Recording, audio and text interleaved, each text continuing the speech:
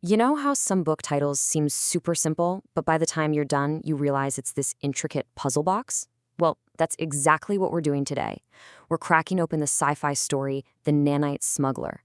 And trust me, the answer to the question in that title is way more complex and mind-bending than you'd ever guess.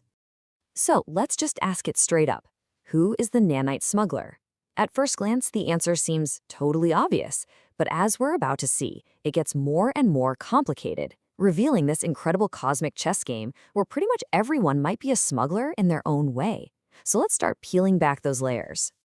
All right, first up, we have our prime suspect, the one the story points to right from the get-go, Tyree Watson. On the surface, she is absolutely at the center of this high-stakes game of technological espionage. So here's Tyree's deal. Her mission is pretty clear-cut. She's using a family vacation as a front to get her hands on some seriously forbidden alien tech. We're talking powerful femtobots that are disguised as something as simple as hair nanites. And her motive? It's deeply personal. She's terrified of losing her aging parents and wants to use this tech to make them immortal. I mean, by any definition, she is smuggling. Okay, but to really get the stakes here, we need to talk about the setting. This whole story doesn't just happen in, normal space. It unfolds across different simulated realities.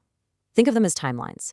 Tyree's whole operation is going down inside one of these, the Asimov reality. And that makes what she's doing not just illegal, but a fundamental violation of the laws of this constructed universe. And this sets up our main conflict, right? It's this classic battle of wills. You've got Tyree on one side, who thinks humanity is totally ready for this tech. And on the other, you have Manny, this godlike AI guardian who's put up a strict blockade because she's afraid that primitive humans will just mess it all up and cause some kind of gray goo disaster. Seems pretty cut and dried, doesn't it? Tyree is the smuggler. Case closed. But come on, if that were the whole story, this would be a much shorter explainer. The answer, as it turns out, is not even close to that simple. Yeah, the truth is, Tyree's mission was no solo act. She had help, a lot of help. So let's take a look at the other players who are absolutely essential to pulling off this heist, starting with her friendly robot guide.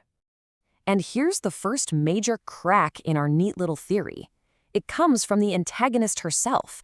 Manny, the AI who's trying to stop all this, straight up calls someone else a nanite smuggler, the robot Sistelina. So who is Sistelina? Well, she starts out as just a simple tour guide, but she gets pulled in deep. She doesn't just help Tyree with the first heist, she ends up smuggling even more advanced tech later on. She's a key agent, basically acting as the go-between for these different powerful groups. But okay, hold on. This brings up a huge question. Manny is this near-omnipotent, super powerful AI. How in the world could a rebellious teenager and her tour guide bot sidekick possibly outsmart her security? The answer is, they couldn't. Not by themselves. And once again, it's Manny herself who drops the bombshell. She points the finger at a much, much more powerful and mysterious group, the Fairy. She basically says, look, you literally could not have done any of this without them. So who are the Fairy? Think of them as this ancient, transcendent alien civilization with tech that's just leagues beyond anyone else. They had the insane hacking and teleportation skills needed to just waltz past Manny's security filters. And get this, they were actually using Tyree as a honeypot, a clever little distraction to keep Manny busy while they did the real heavy lifting. They were the muscle of this whole operation. Okay, so the plot thickens, right? We're peeling back another layer of the onion.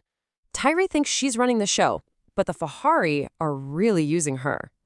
Which naturally leads to the final, most mind-bending question of all. Is there someone else pulling the strings? Someone using the Fahari themselves? And this is where the entire story just completely flips on its head.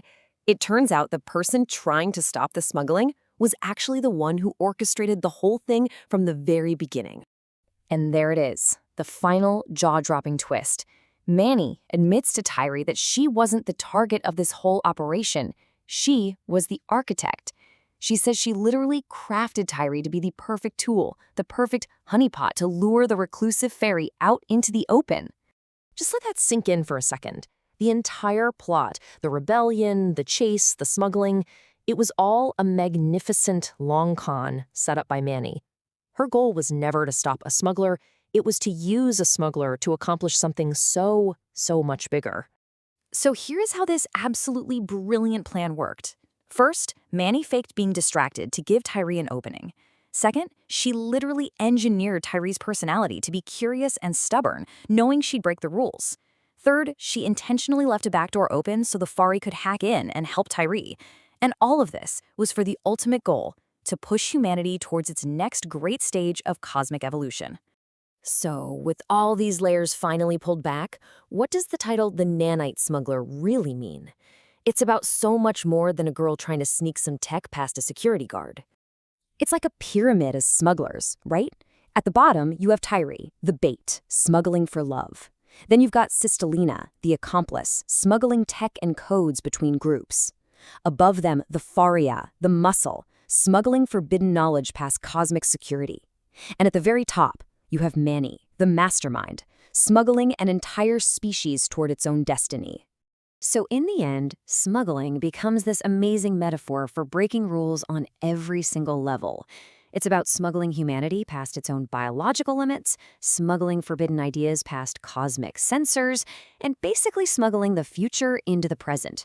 Every single character was smuggling something crucial past a barrier they were never meant to cross. Which leaves us with one final, fascinating question to chew on.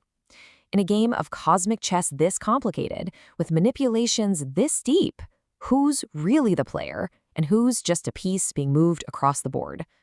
It seems like the answer might just be, it all depends on which layer of the game you're looking at.